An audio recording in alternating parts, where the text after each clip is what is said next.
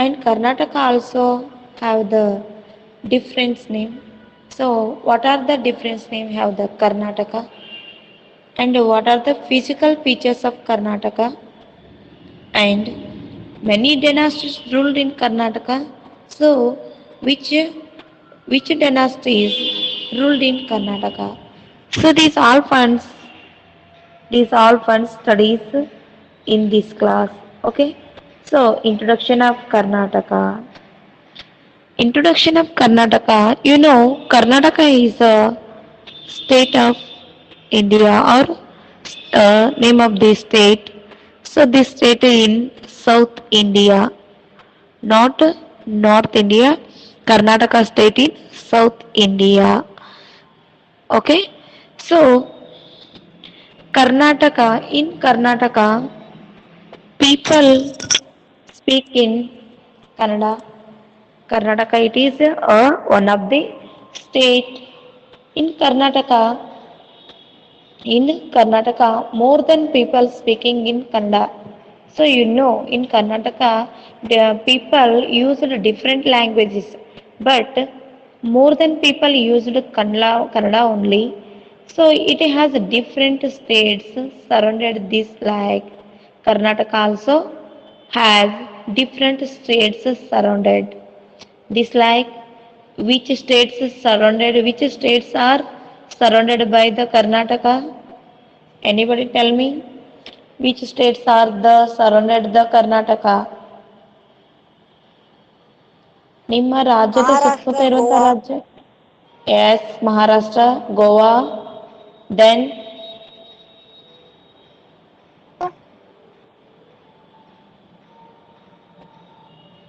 ಮಹಾರಾಷ್ಟ್ರ, ಗೋವಾ ಅಷ್ಟೇ ಇದಾವ್ರಿ. ಮತ್ತೆ ಯಾವಿದಾವ? Kerala, yes, Tamil Tamil Nadu. Nadu. yes, very good. Kerala, Tamil Nadu. Okay. So, Karnataka has different states surrounded. So, this like Maharashtra and Goa in northern side or north of Karnataka. Maharashtra and Goa, these states are in the northern of Karnataka or northern part of Karnataka.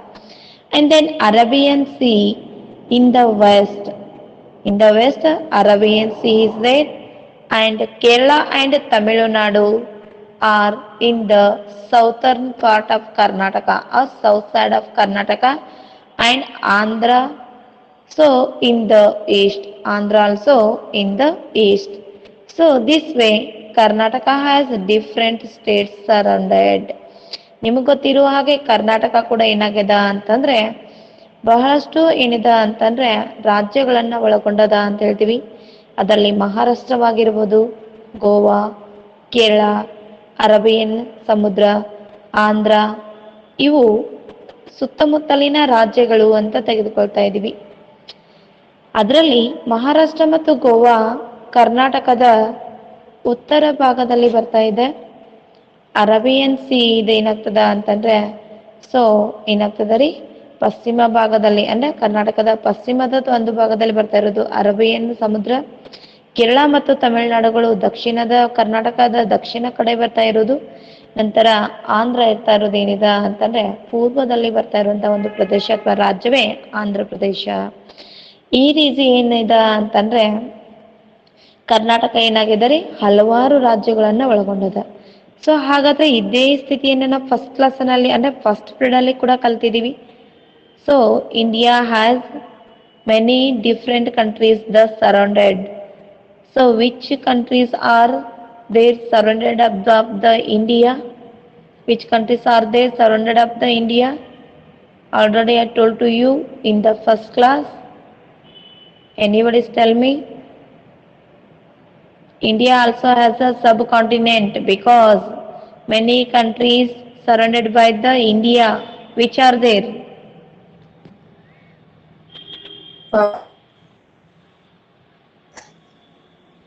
Yes, Myanmar. Myanmar, Myanmar, Bangladesh, China, and Sri Lanka. China, Sri Lanka, Myanmar, Bangladesh, Bhutan, Pakistan. So many countries are there surrounded of the Karnataka. The same way, sorry, India. The many countries are there surrounded of the India. The same way, Karnataka also different states surrounded. So next, uh, Kaviraja Marga. Kaviraja Marga informs us the extent of Karnataka. So Kaviraja Marga is the name of the great work. So this work written by the Sri Vijaya. So remember this. So may ask for 2 marks in your examination. Who wrote the Kaviraja Marga and write a Karnataka extent according to the Kaviraja Marga. Okay. So Kaviraja Marga inform us the extent of Karnataka. So according to this work, according to the Kaviraja Marga, Karnataka extended from Kaveri in the south to Godavari in the north. Kaveri in the south to Godavari in the north. So ಕರೆಕ್ಟಾಗಿ ನೆನ್ಪಿಟ್ಕೊಳ್ರಿ, ಇಲ್ಲಿ ಬಹಳಷ್ಟು students mistake ಏನ್ ಮಾಡೋದು ಅಂತಂದ್ರೆ, ಕರ್ನಾಟಕದ ವಿಸ್ತೀರ್ಣತೆ ಕೇಳಿದ್ರೆ ಭಾರತದ ವಿಸ್ತೀರ್ಣತೆಯನ್ನ ಬರ್ತೀರಿ, ಭಾರತದ ವಿಸ್ತೀರ್ಣತೆಯನ್ನ ಕೇಳಿದ್ರೆ ಕರ್ನಾಟಕದ ವಿಸ್ತೀರ್ಣತೆಯನ್ನ ಬರ್ತೀರಿ. So according to the Kaviraja Marga, Karnataka extended from Kaveri in the south to Godavari in the north. You know very well. The south side, Karnataka south side, Kaveri river flow, and the same way north side Godavari river is there. So in between land we called as Karnataka. So Karnataka extended from Kaveri in the south Kaveri to Godavari in the north. So who tell me what is the extent of India? ಯಾರಾದ್ರೂ ಹೇಳ್ಬೋದಾ? What is the extent of India? Same ಇದೆ ರೀ. ಸಮುದ್ರದಿಂದ ಕರ್ನಾಟಕದ ಉತ್ತರಕ್ಕೆ ಮತ್ತು ಹಿಮಾಲಯದಿಂದ ದಕ್ಷಿಣಕ್ಕೆ ಇರುವ ದೇಶವೇ ಭಾರತ. ಸಮುದ್ರದಿಂದ ಉತ್ತರಕ್ಕೆ, ಹಿಮಾಲಯದಿಂದ ದಕ್ಷಿಣಕ್ಕೆ ಇರುವ ಒಂದು ಏನಿದೆ ಅಂತಂದ್ರೆ ಸೊ ಭಾರತ. ಸ್ವಲ್ಪ ನೋಡ್ರಲ್ಲೇ ಮ್ಯಾಪ್ ನೋಡ್ರಿ, ನಿಮ್ ಟೆಕ್ಸ್ಟ್ ಬುಕ್ ಅಲ್ಲಿ ಇರೋದು, ಕ್ಲಾಸ್ ಮುಗಿದ ನಂತರ ಭಾರತದ ಉತ್ತರದಲ್ಲಿರೋದು ಹಿಮಾಲಯ ರೀ, ದಕ್ಷಿಣ ಭಾಗದಲ್ಲಿ ಇರೋದು ಸಮುದ್ರ. ಬಟ್ ಸಮುದ್ರದ ಉತ್ತರ ಭಾಗದ ಒಳಗಡೆ ಬರ್ತಾ ಇರುವಂತ ಒಂದು ಭಾಗ ಭಾರತ. ಆಮೇಲೆ ಉತ್ತರದಲ್ಲಿರುವಂತ ಹಿಮಾಲಯದ ಒಳಗಡೆ ಬರ್ತಾ ಇರೋದು ಭಾರತ. ಹಾಗಾಗಿ ನಾವು ಅಲ್ಲಿ ಏನಿರ್ತೀವಿ, ಸೊ ದಕ್ಷಿಣದ ಅಂದ್ರೆ ಏನಿದೆ ಹಿಮಾಲಯ ಪರ್ವತದ ದಕ್ಷಿಣಕ್ಕಿರುವಂತ ಹಿಮಾಲಯ ಪರ್ವತದಿಂದ ಹಿಡ್ಕೊಂಡು ಉತ್ತರದ ಕಡೆ ಉತ್ತರಕ್ಕಿರುವಂತ ಸಮುದ್ರದವರೆಗೆ ಏನಿದೆ ಅಂದ್ರೆ ನಾವು ಭಾರತ ಅಂತ ಕರಿತೀವಿ. ಅದೇ ರೀತಿ ಇಲ್ಲಿ ಕೂಡ ಕಾವೇರಿಯಿಂದ ಹಿಡ್ಕೊಂಡು, ಸೊ ನಾವೇನ್ ಮಾಡ್ತೇವೆ ಅಂದ್ರೆ ದಕ್ಷಿಣದ ಕಾವೇರಿಯಿಂದ ಉತ್ತರದ ಗೋದಾವರಿವರೆಗೆ ಇರುವಂತ ಒಂದು ಪ್ರದೇಶವೇ ಏನಾಗಿದೆ ರೀ, ಕರ್ನಾಟಕ ಆಗಿದೆ. ನೆನ್ಪಿಡಿತದ ರೀ, ಕನ್ಫ್ಯೂಷನ್ ಆಗಲ್ಲ. Don't confuse between the extent of India and extent of Karnataka. Okay, extent of India, so south end of the snowy mountains and north of the oceans, and extent of the Karnataka, Kaveri in the south to Godavari in the north. Are you understood?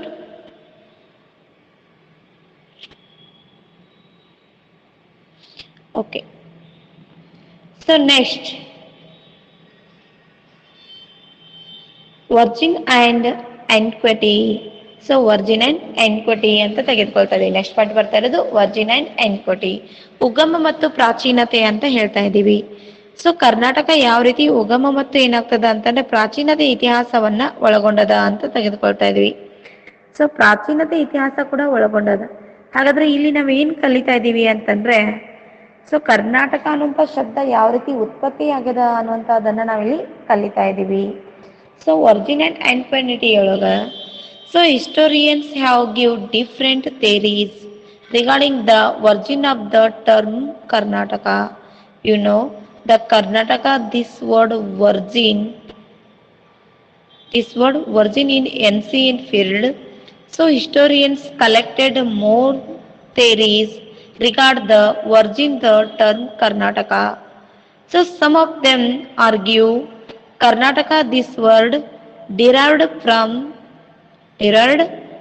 the land.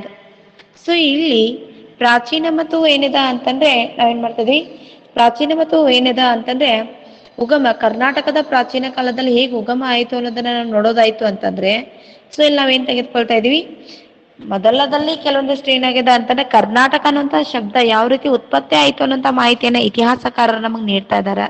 So many historians gived the information about origin of the Karnataka. The Karnataka word virgin in the ancient period. So many historians give the many theories regarding the divide of the or origin of the Karnataka. Some peoples argued. Some peoples argued this word derived from the land. ಕೆಲವೊಂದಷ್ಟು people's ಏನ್ ಹೇಳ್ತಾರ ಅಂತಂದ್ರೆ ಇದು ಮಣ್ಣಿನಿಂದ ಅಥವಾ ನಾಡಿನಿಂದ ಅಥವಾ ಈ ಭೂಮಿಯಿಂದ ಏನಾಗ್ಯದ ಅಂತಂದ್ರೆ ಕರ್ನಾಟಕ ಅಂತ ಹೆಸರು ಬಂದದ ಅಂತ. ಈ ಭೂಮಿಯಲ್ಲಿರುವಂತ ಕಪ್ಪು ಮಣ್ಣು ಪ್ರಮಾಣದ ಹೆಚ್ಚಾಗಿರಿದೆ. ಸೊ ಹಾಗಾಗಿ ಏನಿದೆ ಅಂತಂದ್ರೆ ಇಲ್ಲಿ ಇರುವಂತ ಒಂದು ಭೌಗೋಳಿಕ ಹಿನ್ನೆಲೆಯಲ್ಲಿ ಈ ನಾಡಿಗೆ ಕನ್ನಡ ನಾಡು, ಕರ್ನಾಟಕ ಅನ್ನುವಂತ ಹೆಸರಿದೆ. ಹಾಗಾಗಿ ಭೂಮಿಯಿಂದನೇ ಇದಕ್ಕೆ ಕರ್ನಾಟಕ ಅಂತ ಹೆಸರು ಬಂತು ಅಂತ ಕೆಲವೊಂದಷ್ಟು ಜನ ವಾದಿಸ್ತಾ ಇದಾರೆ. ಅರ್ಥ ಆಗ್ತದ? ಸೊ ಇನ್ನಷ್ಟೇ ಕೆಲವೊಂದಷ್ಟು ಜನ ಏನ್ ಮಾಡ್ತಾ ಇದಾರ ಅಂತಂದ್ರೆ, ಕೆಲವೊಂದಷ್ಟು ಜನ ಏನ್ ಮಾಡ್ತಾ ಇದಾರೆ ಅಂದ್ರೆ ಬೇರೆ ಒಂದು ಸಿದ್ಧಾಂತದಲ್ಲಿ ನಂಬಿಕೆ ಇಟ್ಟಿದ್ದಾರೆ. ಅದು ಯಾವುದು ಅಂದ್ರೆ ಇಲ್ಲಿ ಜನಾಂಗ ಅಥವಾ ಕುಲದಿಂದ ಈ ಒಂದು ಹೆಸರು ಬಂದಿರಬಹುದು ಅಂತ ಹೇಳ್ತಾ ಇದಾರೆ. So others believe that the name Karnataka came by kula or community. So in ancient period many races were lived in the Karnataka and India also. But the Karnataka name came by the Kula and community. So which race lived in Karnataka in the ancient period? So next ಬರ್ತಾ ಇದ್ದಾರೆ ಅದು ಕನ್ನ. It is the name of the race. So this race lived in the Karnataka in ancient period. So that reason some historians said the Karnataka name came by the community as Kula. ಕುಲ ಅನ್ನುವಂಥ ಕನ್ನ ಅಂತ ತೆಗೆದುಕೊಳ್ತೀವಿ. ಕನ್ನ ಅನ್ನುವಂಥ ಒಂದು ಏನಿದೆ ಅಂತಂದ್ರೆ ಜನಾಂಗದಿಂದ ಹೆಸರು ಬಂದದ ಅನ್ನುವಂಥ ಮಾಹಿತಿಯನ್ನ ನಮಗೆ ಏನ್ ಮಾಡ್ತಾ ಇದಾರೆ, ನೀಡ್ತಾ ಇದಾರೆ. ಒಟ್ಟಾರೆಯಾಗಿ ಒಂದು ಥಿಯರೀಸ್ ಅಂದ್ರೆ ಒಂದು ವಿಚಾರಗಳನ್ನ ಕೇಳ್ತಾ ಇದ್ವಿ. So some peoples argued this name came by the land, the Karnataka this name came by the land, and others said the name Karnataka came by the kula or community. So in next point, the word Karnataka was first used in the Sabha Parva और ಭೀಷ್ಮ ಪರ್ವ. ಸಭಾ और ಭೀಷ್ಮ ಪರ್ವ ಅಂತ ನಾವು ಇಲ್ಲಿ ಏನ್ ಮಾಡ್ತಾ ಇದೀವಿ ಅಂತ ತೆಗೆದುಕೊಳ್ತಾ ಇದೀವಿ. ಸಭಾ ಮತ್ತು ಭೀಷ್ಮ ಪರ್ವ ಅಂದ್ರೆ ಏನು ಅಂತ ನೀವು ಹೇಳಿದ್ರೆ ನಿಮ್ಗೆ ಆಲ್ರೆಡಿ ಗೊತ್ತಿದೆ. ಏನಂತ ಅಂದ್ರೆ ಮಹಾಭಾರತದಲ್ಲಿ ಬರ್ತಾ ಇರುವಂತ ಪರ್ವಗಳು ಇವು ಅಂತ ನಾವು ತೆಗೆದುಕೊಳ್ತಾ ಇದೀವಿ. ಸೊ ಮಹಾಭಾರತದಲ್ಲಿ ಬರ್ತಾ ಇರುವಂತ ಪರ್ವ ಅಂದ್ರೆ ಏನ್ರಿ ಅಂತಂದ್ರೆ ಅಧ್ಯಾಯ ಅಥವಾ ಭಾಗ ಅಂತ ಕರಿತಾ ಇದೀವಿ. So totally the Mahabharata epic have 18 part or 18 parvas. So parvagalu anta karita idivi or chapters. So in the Mahabharata we saw mainly 2 parvas, this like Sabha Parva and Bhishma Parva. In these parvas the word Karnataka first used. The Karnataka word first used in the Sabha Parva and Bhishma Parva. So Sabha and Bhishma Parva we saw in the Mahabharata. Mahabharata and Ramayana, the great epics of India. ಇವು ಮಹಾಭಾರತದ ಶ್ರೇಷ್ಠ ಕಾವ್ಯಗಳು ಅಂತ ಕರಿತೀವಿ. ಅದರಲ್ಲಿ ಮೊದಲು ಕರ್ನಾಟಕ ಅನ್ನುವಂಥ ಶಬ್ದ ಎಲ್ಲಿ ಉತ್ಪತ್ತಿಯಾಗಿದೆ ಅಥವಾ ಎಲ್ಲಿ ಕಾಣ್ತಾ ಇದೀವಿ ಅಂದ್ರೆ ಸಭಾ ಪರ್ವ ಮತ್ತು ಭೀಷ್ಮ ಪರ್ವ ಅನ್ನುವಂಥ ಕೃತಿಗಳಲ್ಲಿ.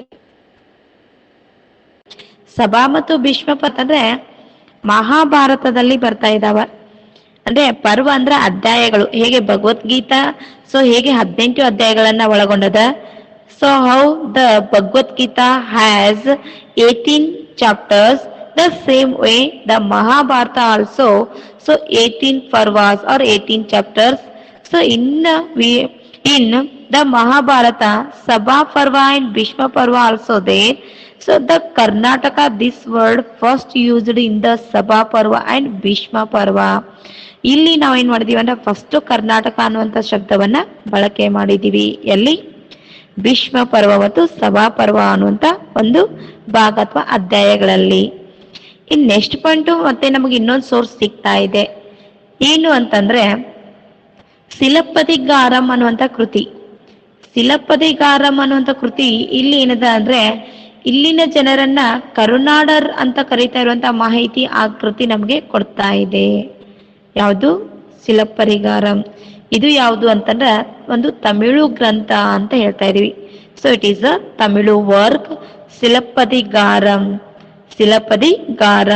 So mentions Silappadigaram mentions the people has Karunadar. ಇದು ಕರುನಾಡರ್ ಅಂತ ಏನ್ ಮಾಡ್ತಾ ಇದೆ ಅಂದ್ರೆ ನಮಗ ತಿಳಿಸ್ತಾ ಇದೆ. ಯಾಕೆ ಕರುನಾಡರ್ ಅಂತೀವಿ ಅಂತ ಇವಾಗ ನೆಕ್ಸ್ಟ್ ನಾನು ನಿಮ್ಗೆ ಏನ್ ಮಾಡ್ತೀನಿ ಇಲ್ಲಿ ಎಕ್ಸ್ಪ್ಲೇನ್ ಮಾಡ್ತೀನಿ. ಅದಕ್ಕಿಂತ ಮುಂಚೆ ಇನ್ನೊಂದು ಇನ್ಫಾರ್ಮೇಶನ್ ಇದೆ, ತೆಗೆದುಕೊಳ್ರಿ. ಅದ್ಯಾವುದು ಅಂತಂದ್ರೆ ವೇಲ್ವಿಕುಡಿ ಅನ್ನುವಂತ ಒಂದು ತಾಮ್ರಪಟ ಶಾಸನ ಸಿಗ್ತಾ ಇದೆ. ಈ ತಾಮ್ರಪಟದಲ್ಲಿ ಏನಿದೆ ಅಂದ್ರೆ ಕರುನಾಡಗನ್ ಅನ್ನುವಂತ ಹೆಸರಿನಿಂದ ಏನ್ ಮಾಡ್ತಾರ ಕರ್ನಾಟಕವನ್ನ ಕರೀತಾ ಇದ್ದಾರೆ. ಸೊ ದತ್ತ ಏನಿದೆ ಅಂತಂದ್ರೆ ನೆಕ್ಸ್ಟ್ ಬರ್ತಾ ಇರೋದು Velvikudi copper plate. So Velvikudi copper plate refers to the term Karunadagan. So ಈ ರೀತಿ ಟೋಟಲ್ ಆಗಿ ನಾವು ಮೇನ್ಲಿ ಏನ್ ಮಾಡಿದ್ವಿ ಅಂತಂದ್ರೆ ಸೊ 3 ಒಪಿನಿಯನ್ಸ್ ಅನ್ನ ತೆಗೆದುಕೊಂಡ್ವಿ. So first the Karnataka word used in Sabha Parva and Bhishma ಪರ್ವ. Then the Tamil work Silappadigaram said the people are called the people as Karunadar, and then Velvikudi copper plate refers to the term Karunadagan. ಹೀಗೆ ಒಟ್ಟು ಇಲ್ಲಿ 3 ಹೆಸರು, ಒಂದು Karnataka, ಕರುನಾಡರ್ and ಕರುನಾಡಗನ್ ಅನ್ನುವಂತ ಹೆಸರುಗಳು ಬೇರೆ ಬೇರೆ ಒಂದು ಮೂಲದಿಂದ ಬಂದಿರುವುದನ್ನ ನಾವೇನ್ ಮಾಡ್ತಾ ಇದೀವಿ ಇಲ್ಲಿ ಸೊ ಕಾಣ್ತಾ ಇದ್ದೀವಿ. ಹೌದಾ? ಸೊ ಹಾಗಾಗಿತ್ತಂತಂದ್ರೆ ಈ ರೀತಿ ಹೆಸರು ಬರಲಿಕ್ಕೆ ಏನು ಕಾರಣ ಇದೆ? ಸೊ ಬೇರೆ ಬೇರೆ ರೀತಿಯಾದಂತ ಹೆಸರುಗಳನ್ನ ನಾವಿಲ್ಲಿ ಕಾಣ್ತಾ ಇದೀವಿ. ಅದಕ್ಕೆ ಏನ್ ಕಾರಣ ಇದೆ ಅಂತ ತೆಗೆದುಕೊಂಡ್ರೆ ಇತಿಹಾಸಗಾರರನ್ನೇ ಅದಕ್ಕೆ ಮೂಲ ಕಾರಣ ಅಂತ ಹೇಳ್ತೀವಿ.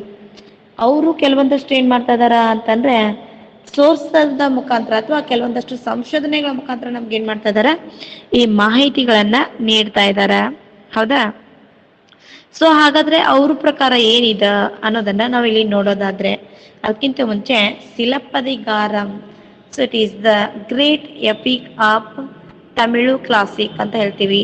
So Silappadikaram it is the great epic of Tamil classic. So ಹೇಗೆ ಮಹಾಭಾರತ ಮತ್ತು ರಾಮಾಯಣ ಮಹಾಭಾರತದ ಒಂದು ಭಾರತದ ಮಹಾಕಾವ್ಯಗಳಂತ ಕರಿತೀವಲ್ಲ, ಹಾಗೆ ತಮಿಳು ಸಾಹಿತ್ಯದ ಸಂಘದ ಮಹಾಕಾವ್ಯ ಅಂದ್ರೆ ಸಿಲಪ್ಪದಿಗಾರಂ. ಇದನ್ನ ಬರ್ದವನು ತಿರಕ್ಕುರಳ್ ಅಂತ ಹೇಳ್ತೀವಿ.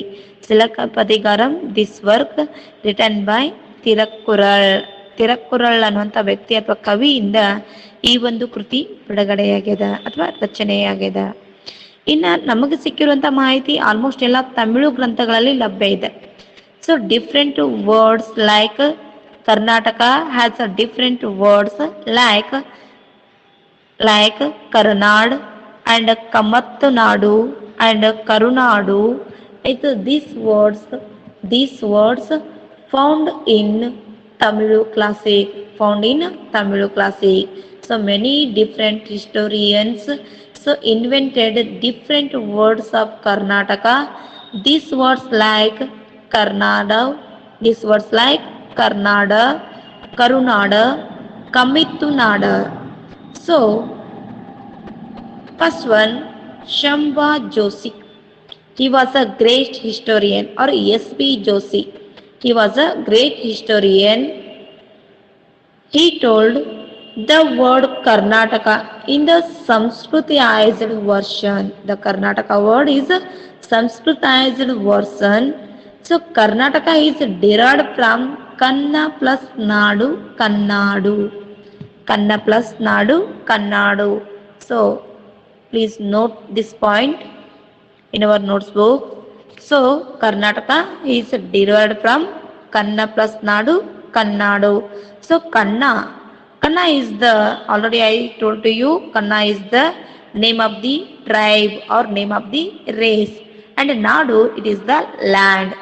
The Kanna tribe lived in the Karnataka or lived in the land in ancient period, lived on the land in ancient period.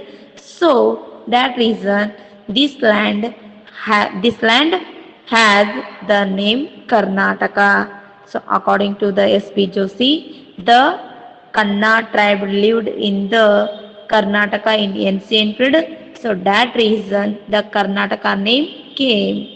The Karnataka name came. And then Dr. D.R. Bendre.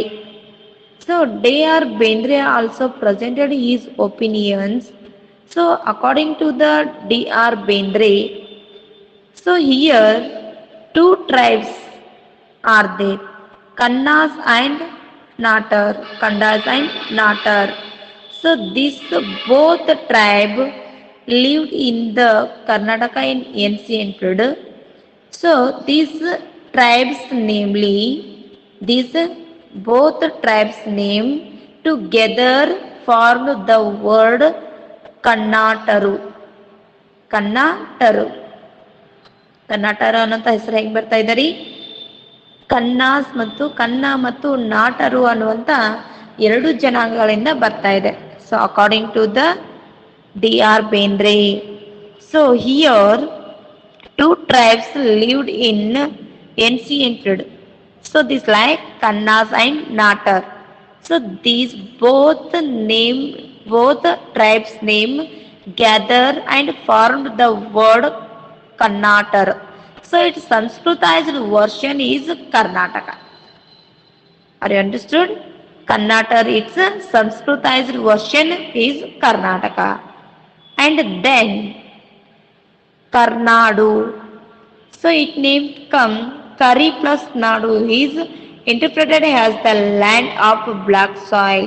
So already I said to you, in Karnataka, so black soil more.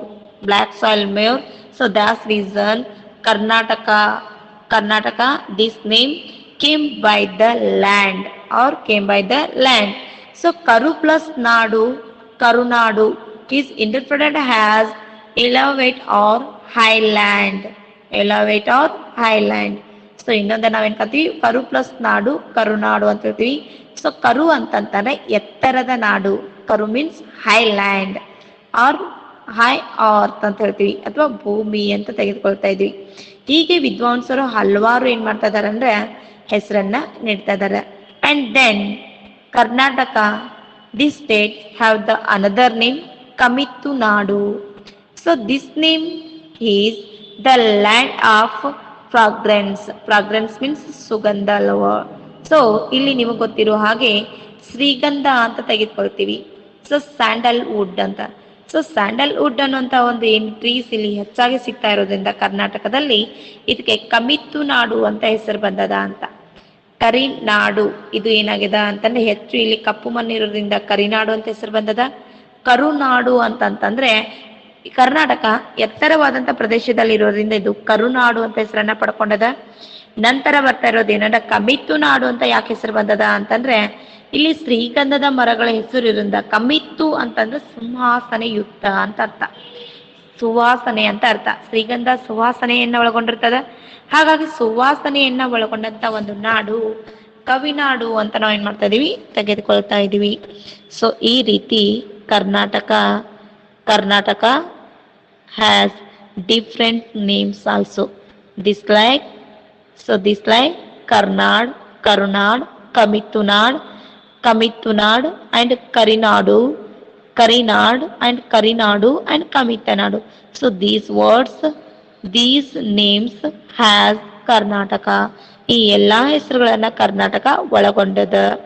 So ಅದರಲ್ಲಿ according to the ವಿಶ್ವ ಪರ್ವ and Sabha Parva. So in the Karnataka, this word used first in the Vishwa Parva and Sabha Parva. And the Tamil work Silapadigaram explained or gives the information is Karunadar. And Velvi Kudi copper plate, also admired to the Kannadigas a Karunadagan. So Karunadagan ಅನ್ನುವಂಥ ಹೆಸರನ್ನ ಅದು ಪ್ರಸ್ತಾಪ ಮಾಡ್ತಾ ಇದೆ. ಈ ರೀತಿ ನಾವು ಏನ್ ಮಾಡ್ತಿದ್ವಿ ಅಂತ ವಿಭಿನ್ನ ಹೆಸರುಗಳನ್ನ ನಾವು ಏನ್ ಮಾಡ್ತಾ ಇದೀವಿ ತಿಳ್ಕೊಂಡ ಇದೀವಿ. ಹೀಗೆ ಕರುನಾಡು ಅನ್ನುವಂಥ ಒಂದು ಹೆಸರನ್ನ ನಾವು ಇಲ್ಲಿರೋದನ್ನ ತೆಗೆದುಕೊಳ್ತಾ ಇದ್ದೀವಿ. ಇನ್ನ ಏನದ ಅಂತಂದ್ರೆ ಸೊ ಒಟ್ಟಾರೆಯಾಗಿ ಹಲವಾರು ರೀತಿ ನಾವು ಹೆಸರನ್ನ ಇಲ್ಲಿ ಬಳಕೆ ಮಾಡ್ತೀವಿ. ಬಟ್ ಎಲ್ರೂ ಕಾಮನ್ ಆಗಿ ಒಪ್ಕೊಂಡಂತ ವಿಚಾರ ಯಾವುದು ಅಂತಂದ್ರೆ, ಇಂದಿನ ಮಟ್ಟಿಗೆ ಹೇಳ್ಬೇಕಂದ್ರೆ ಕನ್ನಡ ಎಂಬುದು ನಾಡು ಅಂತ ಹೇಳ್ತೀವಿ. ಜನ ಮತ್ತು ಭಾಷೆ ಎಲ್ಲವನ್ನೂ ಒಳಗೊಂಡದ, ಹಾಗಾಗಿ ಇದೊಂದು ಕರ್ನಾಟಕ ಅಥವಾ ಕನ್ನಡಿಗ ಮತ್ತು ಕನ್ನಡ ಅಂತ ಕೂಡ ಕರಿತಾ ಇದ್ದೀವಿ ಅಂತ ಹೇಳ್ತೀವಿ. ಸೊ ಏನಿದೆ ಅಂತಂದ್ರೆ the accepted views is the that Karunadu is the name of the land and Karunadar. So today most peoples accepted the land Kannadigas, more than Kannadigas lived in this land. So that reason the name Karnataka came by the Kannada language. So finally Karnataka called as Karnataka and Kannadiga and Kannada. ಹೀಗೆ ಕನ್ನಡ, ಕನ್ನಡಿಗ, ಕರ್ನಾಟಕ ಅಂದ್ರೆ ಕರ್ನಾಟಕ ಅನ್ನುವಂಥ ಅರ್ಥವನ್ನ ನಾವಿಲ್ಲಿ ತೆಗೆದುಕೊಳ್ತಾ ಇದ್ದೀವಿ. So ಇಷ್ಟು ನಾವೇನ್ ಮಾಡ್ತಾ ಇದ್ದೀವಿ ಅಂದ್ರೆ ಕರ್ನಾಟಕದ ಹೆಸರು ಹೇಗೆ ಬಂತು ಅನ್ನೋದನ್ನ ನೋಡ್ಕೊಂಡಿದೀವಿ. ಇದ್ರಲ್ಲಿ ಎಕ್ಸಾಮ್ಗೆ ನಿಮ್ಗೆ ಯಾರ ಪ್ರಕಾರ ಯಾವ ರೀತಿ ಹೆಸರು ಬಂತು ಅಂತ ಏನ್ ಕೇಳಲಿಕ್ಕೆ ಆಗಂಗಿಲ್ಲ. ಬಟ್ ಇಷ್ಟರ ತನಕ ನಿಮ್ಗೆ ಕೇಳ್ತಾ ಇರೋದು explain the extent of Karnataka and write the extent of Karnataka and write two names of Karnataka, any two names of Karnataka. ಆ ಸಂದರ್ಭದಲ್ಲಿ ನೀವು ಏನ್ ಮಾಡ್ಬೋದು ಅಂದ್ರೆ ಕರ್ನಾಟಕದ ವಿಸ್ತೀರ್ಣತೆಯನ್ನ ಬರಿಬೋದು, ಕರ್ನಾಟಕದ ಹೆಸರನ್ನ ಬರಿಬೋದು, ಬೇರೆ ಬೇರೆ ರೀತಿ ಯಾವ ಹೆಸರುಗಳು ಕರ್ನಾಟಕದ ಇದಾವ ಅನ್ನೋದನ್ನ ಬರಿಬೋದು. ಇನ್ ನೆಕ್ಸ್ಟ್ ನಾವು ತೆಗೆದುಕೊಳ್ಳೋದಾಯ್ತು ಅಂದ್ರೆ so Karnataka also have the different physical features. Karnataka has different physical features. ಇದು ಕೂಡ ಹಲವಾರು ಏನಾಗಿದೆ ಅಂತಂದ್ರೆ ಏನ್ ಮಾಡಿದಾರೆ ಭೌಗೋಳಿಕ ಲಕ್ಷಣಗಳನ್ನ ಒಳಗೊಂಡದ. So already you learn about Indian physical features. Now you study about Karnataka physical features. You know Karnataka also has a great physical features. This like coastal region, the Western Ghats, Malenad and northern and southern plains. In your examination may ask write two physical features of Karnataka. Write the two physical features of Karnataka. So that time you have write the physical features of Karnataka. The first one the coastal region,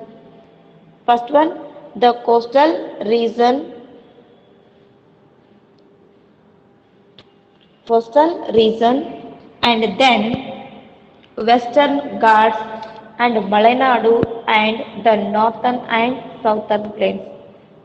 So these all physical features, these are Karnataka physical features. You write any two in your examination. ನಿಮ್ಮ ಎಕ್ಸಾಮ್ನಲ್ಲಿ ಯಾವುದಾದ್ರೂ ಎರಡನ್ನ ಬರಿಬೋದು. ಭಾರತದಂತೆ ಕರ್ನಾಟಕವು ಕೂಡ ಏನಾಗಿದೆ ಅಂತಂದ್ರೆ ಹಲವಾರು ಏನಾಗಿದೆ ರೀ ಸೊ ಲಕ್ಷಣಗಳನ್ನ ಒಳಗೊಂಡದ ಅಂತ ಹೇಳ್ತೀವಿ. ಹಲವಾರು ಲಕ್ಷಣಗಳನ್ನ ಒಳಗೊಂಡದ. ಅದರಲ್ಲಿ ಯಾವುದಾವ ಅಂತಂದ್ರೆ ಮೊದಲನೇದು ನಾವು ತೆಗೆದುಕೊಳ್ಳೋದಾಯಿತು ಅಂದ್ರೆ ಕಡಲ ತೀರಗಳು, ಪಶ್ಚಿಮ ಘಟ್ಟಗಳು, ಮಲೆನಾಡು ಮತ್ತು ಉತ್ತರ ಮತ್ತು ದಕ್ಷಿಣದ ಬಯಲುಗಳು. ಇವು ಕರ್ನಾಟಕದ ಭೌಗೋಳಿಕ ಲಕ್ಷಣಗಳು ಅಂತ ಕರಿತಾ ಇದ್ದೀವಿ. ಸೊ ನಿಮಗೆ ಗೊತ್ತಿರೋ ಹಾಗೆ coastal region means coastal region between land and C including large inland also. So we have seen totally 9 coastal areas in the Karnataka. This like Maharashtra and Gujarat, many states in India. In India, we have seen totally 19 coastal areas. So this like Maharashtra, Gujarat, Karnataka, so etc. Totally ಹಲವಾರು ಏನಿದೆ ಅಂತ ಕಡಲ ತೀರಗಳನ್ನ ನಾವಲ್ಲಿ ಕಂಡಿದ್ದೀವಿ. So ಆ ಕಡಲ ತೀರಗಳಲ್ಲಿ ಹಲವಾರು ಭಾರತದಲ್ಲಿ ಸುಮಾರು 19ಕ್ಕಿಂತ ಹೆಚ್ಚು ಕಡಲ ತೀರಗಳನ್ನ ಕಾಣ್ತಾ ಇದೀವಿ. ಕಡಲ ತೀರ ಅಂದ್ರೆ ಗೊತ್ತಿದೆ ನಿಮಗೆ, ಸಮುದ್ರದ ದಡ ಮತ್ತು ಭೂಮಿಯನ್ನ ಒಳಗೊಂಡದ ಅಂತ ಹೇಳ್ತೀವಿ. ಅಂದ್ರೆ ಸಮುದ್ರ ಮತ್ತು ಭೂಮಿಯನ್ನ ಒಳಗೊಂಡಿರುವಂತಹದ್ದು ಅಂತ ಹೇಳ್ತೀವಿ. ಅಂದ್ರೆ ಸಮುದ್ರದ ತೀರಗಳು ಅಂತ ಅರ್ಥ ಮಾಡ್ಕೊಂಡು ಸರಿನೇ. ಕಡಲ ತೀರಗಳು ಕೂಡ ಕರ್ನಾಟಕದ ಒಂದು ಏನಿದ ಭೌಗೋಳಿಕ ಲಕ್ಷಣವಾಗ್ಯದ ಅಂತ ಹೇಳ್ತೀವಿ. ಸೊ ನೆಕ್ಸ್ಟ್ ಒನ್ ಏನಿದೆ ಅಂತಂದ್ರೆ western Ghats. Western Ghats means Sahyadri mountains. So in Karnataka, Sahyadri mountains are there in Karnataka. So this is also one of the great physical of Karnataka. So don't explain any physical feature. Just you write main points. So the Karnataka physical features like so coastal region and Western Ghats. Western Ghats means Sahyadri mountains and the Malenadu. The Malenadu also one of the great physical feature of Karnataka. And then northern and southern plains. Northern and southern plains. So ಹಾಗಾದ್ರೆ ಉತ್ತರ ಮತ್ತು ದಕ್ಷಿಣದ ನದಿ ಬಯಲುಗಳು ಅಂತ ತೆಗೆದುಕೊಳ್ತೀವಿ. So ಹೀಗೆ ಏನಿದೆ ಅಂತಂದ್ರೆ ಹಲವಾರು ರೀತಿಯಾದಂತಹ ಲಕ್ಷಣಗಳನ್ನ ನಾವು ಏನ್ ಮಾಡ್ತಾ ಇದೀವಿ, ತೆಗೆದುಕೊಳ್ತಾ ಇದೀವಿ. ಹಲವಾರು ರೀತಿಯಾದಂತ ಲಕ್ಷಣಗಳನ್ನ ಒಳಗೊಂಡಿರುವುದನ್ನ ನಾವೇನ್ ಮಾಡ್ತಾ ಇದೀವಿ, ಇಲ್ಲಿ ಕಾಣ್ತಾ ಇದೀವಿ. ಸೊ ಒಟ್ಟು ಕರ್ನಾಟಕ ಪ್ರಮುಖವಾಗಿ 4 ಲಕ್ಷಣಗಳನ್ನ ಒಳಗೊಂಡದ. ಅದು ಕರ್ನಾಟಕದ ಕಡಲ ತೀರಗಳು, ಪಶ್ಚಿಮ ಘಟ್ಟಗಳು ಅಥವಾ ಸಹ್ಯಾದ್ರಿ ಪರ್ವತಗಳಂತ ಬರೆದ್ರು ಬರ್ತದೆ, ಮಲೆನಾಡು ಮತ್ತು ಉತ್ತರ ಮತ್ತು ದಕ್ಷಿಣದ ಬಯಲುಗಳು. So totally Karnataka has 4 physical features dislike coastal region and western ghats or Sahyadri mountains and Malenadu and northern and southern plains. So ಇವು ಕರ್ನಾಟಕದ ಪ್ರಮುಖ ಲಕ್ಷಣಗಳು ಅಂತ ತೆಗೆದುಕೊಳ್ತೀವಿ. ಇದು ನೆಕ್ಸ್ಟ್ ಬರ್ತಾ ಇರೋದಂತ ಇನ್ನೊಂದು ಪಾಯಿಂಟ್ಸ್ ಕರ್ನಾಟಕದ ಏನು ಅಂತಂದ್ರೆ, ಕರ್ನಾಟಕ ಅನ್ನೋದು ಏನಾಗಿದೆ ಅಂತಂದ್ರೆ ಹಲವಾರು ರೀತಿಯಾದಂತ ಏನಾಗಿದೆ ರೀ, ಹಲವಾರು ರೀತಿ ರಾಜ್ಯ ಮನೆತನಗಳಿಂದ ಆಳಲ್ಪಟ್ಟದ. ನಿಮಗೆ ಗೊತ್ತಿರೋ ಹಾಗೆ ಏನಿದೆ ಅಂದ್ರೆ ಹಲವಾರು ರಾಜ್ಯ ಮನೆತನಗಳು ಕರ್ನಾಟಕದಲ್ಲಿ ಆಳಿದಾವ ಅಂತ ತೆಗೆದುಕೊಳ್ತೀವಿ. So many dynasties ruled in Karnataka in ancient period. So many dynasties ruled in India also, and mainly many different dynasties ruled in Karnataka also. So in your examination may ask the question or ask the question, write the two the name of dynasties the ಕರ್ನಾಟಕದ 2 ರಾಜ್ಯ ಮನೆತನಗಳ ಹೆಸರನ್ನ ತಿಳಿಸಿ ಅಂತ ಬರ್ತಾರ. Confusion ಆಗಬಾರ್ದು. ಏನದ ಅಂತಂದ್ರೆ ಭಾರತದಂತೂ ಕರ್ನಾಟಕ ಆಳಿದಂತ ರಾಜಮನೆತನ ಬರೇ, ಕೇವಲ ಕರ್ನಾಟಕದಲ್ಲಿ ಮಾತ್ರ ಆಳಿದಂತ ಒಂದು ರಾಜಮನೆತನಗಳ ಬೇರೆ. So many dynasties ruled in Karnataka only. So some dynasties ruled in India also, but many dynasties ruled in Karnataka only. So this like for examples. So any students give the examples. You know that dynasties. ಯಾರಾದ್ರೂ ಹೇಳ್ಬೋದಾ ಕರ್ನಾಟಕವನ್ನ ಆಳಿದಂತ ರಾಜ? Yes, Kadambas, Hoysala, Chalukya, very good. Vijayanagara, very good, ರಾಷ್ಟ್ರಕೂಟರು. Good. So ಗೊತ್ತಿದೆ ನಿಮ್ಗೆ ಹಲವಾರು ರಾಜ್ಯಮನೆತನಗಳು ಕರ್ನಾಟಕವನ್ನ ಆಳಿದಾವ ಅಂತ ಹೇಳ್ತೀವಿ. ಅದ್ರಲ್ಲಿ ಕದಂಬರು ಕರ್ನಾಟಕವನ್ನ ಆಳಿದಂತ ಮೊದಲ ರಾಜ್ಯ ಮನೆತನ ಅಂತ ಹೇಳ್ತೀವಿ. So Kadambas the first dynasty of rule the Karnataka ಅಂತ. The first dynasty rule the Karnataka ಅಂತ ಹೇಳ್ತೀವಿ. ಸೊ ಫಸ್ಟ್ ಡೈನಾಸ್ಟಿ ಯಾವುದು ಅಂದ್ರೆ ಕರ್ನಾಟಕವನ್ನ ಆಳಿದ್ದು ಕದಂಬರು ಅಂತ. ಆಮೇಲೆ after the Kadambas many different dynasties ruled in Karnataka. So this like Hoysalas, Rashtrakutas, Vijayanagara and Mysore ಒಡೆಯರು, ಗಂಗರು, ಚಾಲುಕ್ಯರು, ವರ್ಧನರು, ಕದಂಬರು, so ಎಕ್ಸೆಟ್ರಾಸ್.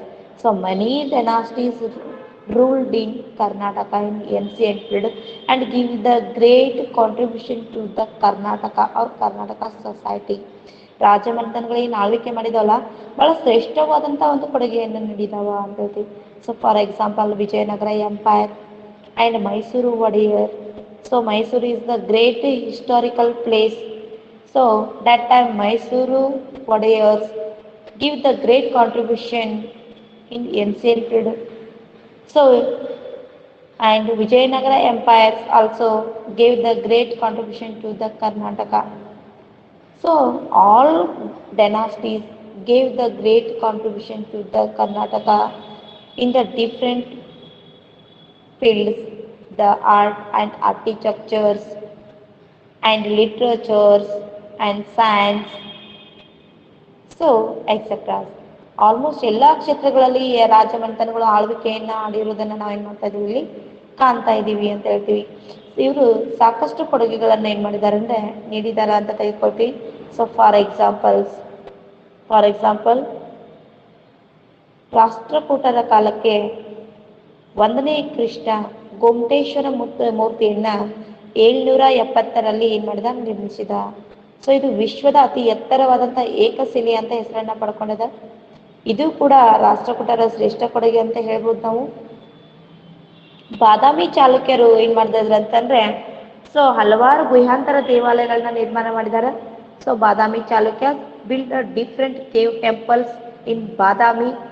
So if you go to the Badami, so you have seen the cave temples. So these cave temples have the 4 main religions. So Vaishnavas and Hindus and Saivas and Jainism, Vaishnava and Hindu and Saiva. ಈ 4 ಒಂದು ಧರ್ಮಗಳನ್ನು ಒಳಗೊಂಡಂತ ಗುಹಾಂತರ ದೇವಾಲಯ ಯಾವುದು ಅಂತಂದ್ರೆ ಬಾದಾಮಿ ಅಂತ ಹೇಳ್ತೀವಿ. ಗುಹೆಗಳನ್ನ ಕೂಡ ರಚನೆ ಮಾಡಿದ್ದಾರೆ. And these dynasties give the great contribution to the education also. So for examples Nalanda University and Takshashila University, Nalanda University and Takshashila Universities, so gives the great contribution to the education field also. So because that time these universities attract foreign students also. Many foreign students came to this university and learned many things in ancient field. ಸಾಕಷ್ಟು ಏನು ಮಾಡಿದ್ದಾರೆ ಅಂದ್ರೆ ಅಧ್ಯಯನವನ್ನ ಮಾಡಿದಾರ. ಪ್ರಾಚೀನ ಅಥವಾ ವಿದೇಶಿ ವಿದ್ಯಾರ್ಥಿಗಳು ಕೂಡ ಈ ಒಂದು ಯೂನಿವರ್ಸಿಟಿಯಲ್ಲಿ ತಕ್ಷಶಿಲಾ ಆಗಿರ್ಬೋದು, ನಳಂದ ಆಗಿರ್ಬೋದು, ವಿಕ್ರಮಶಿಲಾ, ಸೊ ಈ ಒಂದು ಏನಿದೆ ಅಂದ್ರೆ ಒಂದು ವಿಶ್ವವಿದ್ಯಾಲಯಗಳಲ್ಲಿ ವಿಶೇಷವಾಗಿ ವಿದೇಶಿ ವಿದ್ಯಾರ್ಥಿಗಳು ಕೂಡ ಏನು ಮಾಡಿದಾರೆ, ಅಧ್ಯಯನವನ್ನ ಮಾಡಿರೋದನ್ನ ನಾವಲ್ಲಿ ಕಾಣ್ತಾ ಇದ್ದೀವಿ. ಹಾಗಾಗಿ ಇದು ಕೂಡ ಏನಿದೆ ಅಂತಂದ್ರೆ ಕರ್ನಾಟಕದ ಒಂದು ಶ್ರೇಷ್ಠವಾದಂಥ ಅಂಶ. ಹಾಗಾಗಿ ಎಲ್ಲಾ ರಾಜ್ಯ ಮನೆತನದವರು ಆಡಳಿತ, ಕಲೆ, ವಾಸ್ತುಶಿಲ್ಪ, ಶಿಕ್ಷಣ, ಧಾರ್ಮಿಕ ಕ್ಷೇತ್ರಗಳಿಗೆ ಶ್ರೇಷ್ಠ ಕೊಡುಗೆಯನ್ನ ನೀಡಿದಾರ ಅಂತ ಹೇಳ್ತಾ ಇದ್ದೀವಿ. ಹೌದಾ? So these all dynasty give the great contribution to the different fields is like administration, art, architecture, education and religion also. Then Karnataka has also played important role during the national movement. So finally national movement ಗೊತ್ತಿದೆ ನಿಮಗೆ, ರಾಷ್ಟ್ರೀಯ ಚಳವಳಿ ಅಂತ ನಾವು ತೆಗೆದುಕೊಳ್ತಾ ಇದೀವಿ. Very good. Halmidi ಶಾಸನ ಕೂಡ ಏನಿದೆ ಅಂತಂದ್ರೆ ಒಂದು ಉತ್ತಮವಾದಂಥ ಒಂದು ಏನಿದೆ ಏನ್ರಿ ಅದು ಒಂದು ಕೊಡುಗೆ ಅಥವಾ ಒಂದು ಶಾಸನ, ಹಲ್ಮಿಡಿ ಶಾಸನ ಅಂತ ತೆಗೆದುಕೊಳ್ತೀವಿ. ಇಲ್ಲಿಂದ ವೆರಿ ಗುಡ್. ಸೊ ಯಾರಾದ್ರು ಚಾಟ್ ಮಾಡಿದವರು ರಕ್ಷಿತಾ, ಒಳ್ಳೆ ಪಾಯಿಂಟ್ ನೆನಪು ಮಾಡಿದ್ರಿ. ಹಲ್ಮಿಡಿ ಶಾಸನ ಮತ್ತು ತಾಳಗುಂದ ಶಾಸನ ಅಂತ ತೆಗೆದುಕೊಳ್ತಾ ಇದೀವಿ. ಸೊ ಹಲ್ಮಿಡಿ ಶಾಸನ ಮತ್ತು ತಾಳಗುಂದ ಶಾಸನ ಇದು ಮೊದಲ ಸಂಸ್ಕೃತ ಶಾಸನ, ಹಲ್ಮಿಡಿ ಶಾಸನ ಇದು ಮೊದಲ ಕನ್ನಡ ಶಾಸನ ಅಂತ ಹೇಳ್ತಾ ಇದೀವಿ. ಸೊ ಏನಿದೆ ಅಂತಂದ್ರೆ ಇಲ್ಲಿ ಶಾಸನಗಳನ್ನ ನಾವು ಏನ್ ಮಾಡ್ತಾ ಇದೀವಿ, ಇಲ್ಲಿ ತೆಗೆದುಕೊಳ್ತಾ ಇದೀವಿ. ಸೊ ಫಸ್ಟ್ ಬರ್ತಾ ಇರೋದು ಏನಂತಂದ್ರೆ ಇಲ್ಲಿ ಅವ್ರು ತೆಗೆದುಕೊಳ್ತಾ ಇರೋದಂತ ರೀತಿಯಲ್ಲಿ. ಸೊ ಸಾಕಷ್ಟು ರೀತಿಯಾದಂತ ಏನ್ ಮಾಡ್ತಾ ಇದೀವಿ ಅಂತಂದ್ರೆ ನಾವು ಏನ್ ಮಾಡ್ತಾ ಇದೀವಿ, ಶಾಸನಗಳನ್ನ ಭಾರತದಲ್ಲಿ ಕಾಣ್ತಾ ಇದೀವಿ. ಸೊ ಅದ್ರಲ್ಲಿ ಏನಿದೆ ಅಂತಂದ್ರೆ ನಾವು ನೋಡೋದಾದ್ರಾಗೆ ಸೊ ಪ್ರಮುಖವಾಗಿ ಬರ್ತಾ ಇರುವಂತ ಶಾಸನಗಳು 2, ಒಂದು ಹಲ್ಮಿಡಿ ಮತ್ತು ತಾಳಗುಂದ ಶಾಸನ ಅಂತ ಹೇಳ್ತೀವಿ. So first Kannada inscription so Halmidi inscription and first Sanskrit inscription Talagunda inscription. So remember this, don't confusion. The first Kannada inscription, Halmidi inscription, and the first Samskrita inscription, Talagunda inscription. ಹೀಗೆ ತಾಳಗುಂದ ಶಾಸನವನ್ನ ನಾವು ಏನಂತೀವಿ ಅಂದ್ರೆ ಮೊದಲ ಸಂಸ್ಕೃತ ಶಾಸನ, ಹಲ್ಮಿಡಿ ಶಾಸನವನ್ನ ಮೊದಲ ಕನ್ನಡ ಶಾಸನ ಅಂತ ಕರಿತೀವಿ. ಓಕೆ, ಇನ್ನು ನೆಕ್ಸ್ಟ್ ಏನ್ ಹೇಳ್ತಾ ಇದ್ನಿ ಅಂತಂದ್ರೆ ಕರ್ನಾಟಕ ರಾಷ್ಟ್ರೀಯ ಚಳವಳಿ ಕೂಡ ಮಹತ್ವದ ಪಾತ್ರವನ್ನ ವಹಿಸದ. ಸೊ ಇಲ್ಲಿಯೂ ಕೂಡ ಕರ್ನಾಟಕದಲ್ಲಿ ಸಾಕಷ್ಟು ಬ್ರಿಟಿಷರ ವಿರೋಧಿ ಬಂಡಾಯಗಳು ಎದ್ದಿದ್ದು, ಕನ್ನಡಿಗರು ಕೂಡ ಮಹಾತ್ಮ ಗಾಂಧೀಜಿಗೆ ಸಹಾಯ ಮಾಡಿದಾರ, ಸಪೋರ್ಟ್ ಅನ್ನು ನೀಡಿದಾರ. ರಾಷ್ಟ್ರೀಯ ಚಳವಳಿಯನ್ನು ಕನ್ನಡಿಗರು ಕೂಡ ಏನ್ ಮಾಡಿದ್ರು ಅಂದ್ರೆ ಬೆಂಬಲಿಸಿದ್ರು ಅಂತ ಹೇಳ್ತಾ ಇದೀವಿ. ಹಾಗಾದ್ರೆ ನಾವು ಕರ್ನಾಟಕದ ಗಾಂಧಿ ಅಂತ ನಾವು ಕೆಲವೊಂದು ವ್ಯಕ್ತಿಗಳನ್ನ ಕರಿತೀವಿ. ಸೊ ಯಾರನ್ನ ಕರ್ನಾಟಕದ ಗಾಂಧಿ ಅಂತ ಕರಿತಾ ಇದೀವಿ? ಯಾರಾದ್ರೂ ಹೇಳ್ಬೋದಾ? ಮಂಜಪ್ಪ. ಯಾರ್ರಿ? ಎಸ್, ಕರೆಕ್ಟ್ ಇದೆ, ಹೇಳ್ರಿ. ಹರ್ಡೇಕರ್ ಮಂಜಪ್ಪ.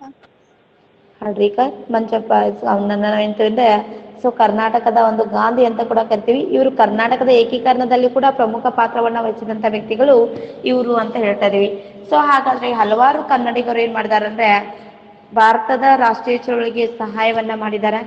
ಇಲ್ಲಿಯೂ ಕೂಡ ಕರ್ನಾಟಕದಲ್ಲಿ ಇದ್ಕೊಂಡನೆ ಏನ್ ಮಾಡಿದಾರ ಅಂತಂದ್ರೆ ಭಾರತದ ಸ್ವತಂತ್ರಕ್ಕೆ ಹೋರಾಟವನ್ನ ಮಾಡಿದಾರ ಅಂತ ಹೇಳ್ತೀವಿ. ಸೊ ಫಾರ್ ಎಕ್ಸಾಂಪಲ್ ಮೈಸೂರು ಒಡೆಯರು ಅಂಡ್ ಟಿಪ್ಪು ಸುಲ್ತಾನ್, ಹೈದರ್ ಅಲಿ, ಸಾಕಷ್ಟು ಜನ ಏನದಂದ್ರೆ ಮಹಾತ್ಮ ಗಾಂಧೀಜಿಗೆ ಸಹಾಯವನ್ನ ಮಾಡಿದ್ರು ಅಂತ ತೆಗೆದುಕೊಳ್ತಾ ಇದ್ದೀವಿ. ಹೀಗೆ ಕರ್ನಾಟಕ ಅಥವಾ ಭಾರತದ ಸಂಸ್ಕೃತಿ ಪರಂಪರೆಯನ್ನ ಬೆಳೆಸೋದ್ರಲ್ಲಿ ಕರ್ನಾಟಕವು ಕೂಡ ವಿಶೇಷ ಸ್ಥಾನಮಾನವನ್ನ ಒಳಗೊಂಡದ ಅಂತ ತೆಗೆದುಕೊಳ್ತೀವಿ. ಸೊ ಹಾಗಾದ್ರೆ ವಿಶೇಷ ಸ್ಥಾನ ಯಾಕೆ ಒಳಗೊಂಡದ ಅಂದ್ರೆ ಕರ್ನಾಟಕ ತನ್ನದೇ ಆದಂತಹ ಒಂದು ಕನ್ನಡ ಭಾಷೆಯನ್ನ ಒಳಗೊಂಡದ, ತನ್ನದೇ ಆದಂತಹ ಒಂದು ಶ್ರೇಷ್ಠವಾದಂತಹ ಸಂಸ್ಕೃತಿಯನ್ನ ಒಳಗೊಂಡದ.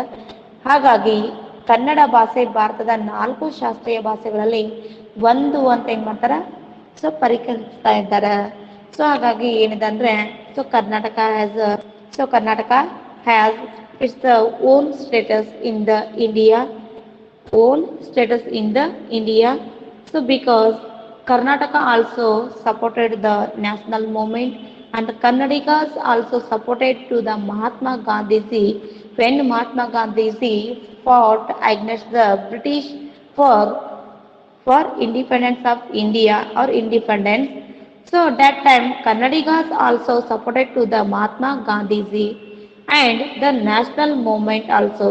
The history and national movement, the history and culture of the Karnataka from the integral and homogeneous part or important part of the Karnataka heritage, because Kannadigas also proud and give the great contribution to the India, and Kannada language is the recognized as one of the four classical language. So Persian and Greek and many classical languages are there. So in the classical language, Kannada also recognized as the one of the classical language. ಇದು ಕನ್ನಡ ಅನ್ನೋದು ಒಂದು ಕೂಡ ಶಾಸ್ತ್ರೀಯ ಭಾಷೆ ಆಗಿದೆ ಅನ್ನುವಂಥ ಮಾಹಿತಿಯನ್ನ ನಾವೇನ್ ಮಾಡ್ತಾ ಇದೀವಿ, ಇಲ್ಲಿ ಕಾಣ್ತಾ ಇದೀವಿ. ಸೊ ಇಷ್ಟು ಕರ್ನಾಟಕದ ಬಗ್ಗೆ ನಾವು ಕಾಣ್ತಾ ಇದೀವಿ, ಕರ್ನಾಟಕದ ಪರಿಚಯವನ್ನ ಮಾಡ್ಕೊತಾ ಇದೀವಿ.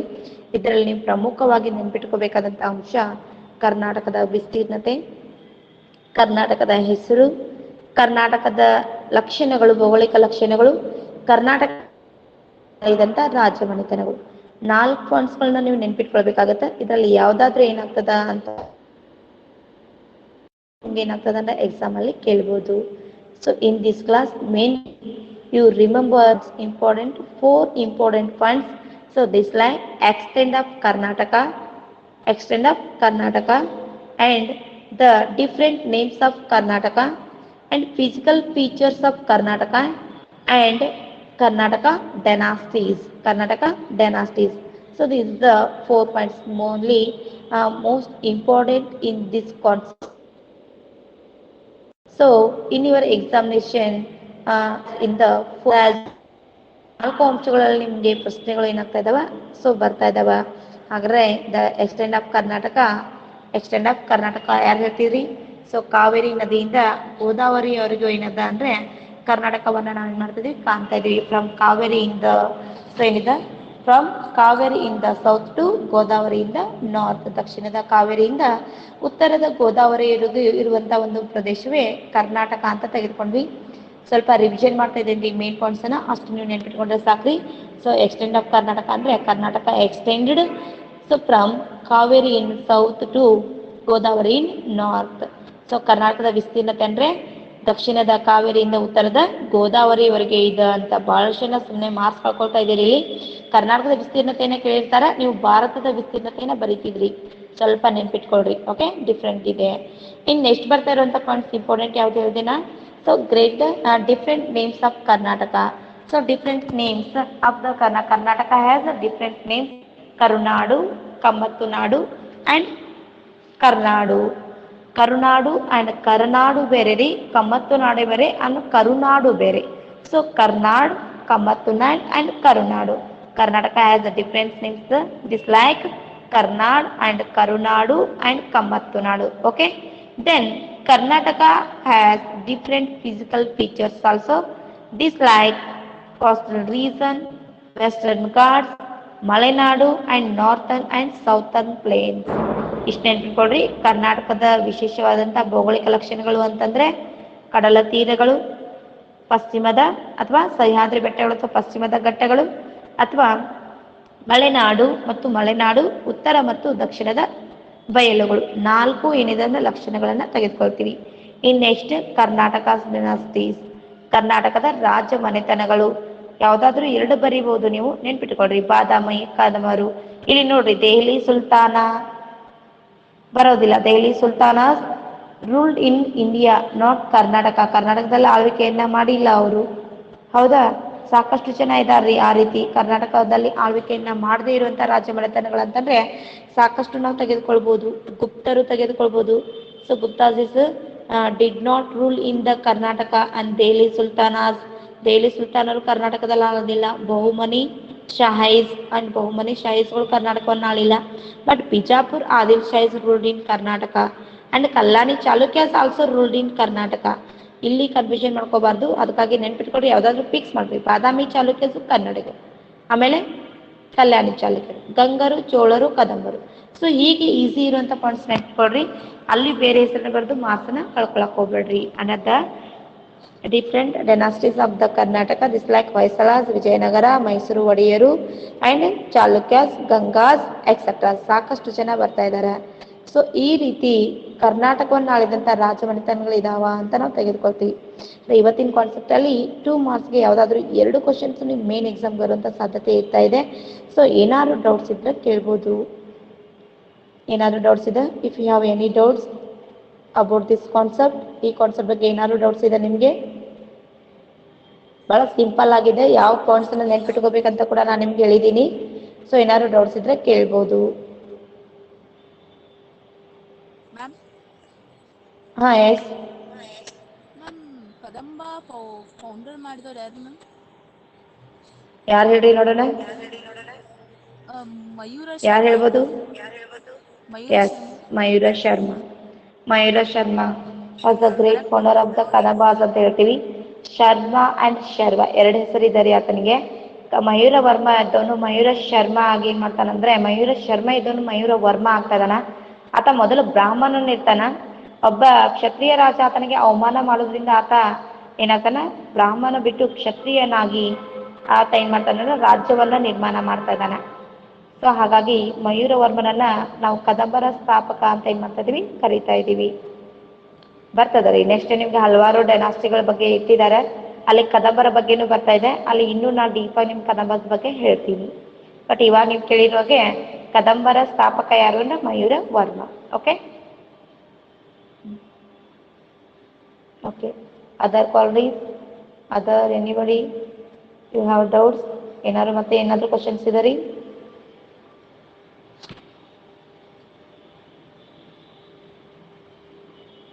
ಏನೋ ಕ್ವಶನ್ಸ್ ಇಲ್ಲ? ಇವತ್ತಿನ ಕಾನ್ಸೆಪ್ಟ್ ಅರ್ಥ ಆಗಿದೆ?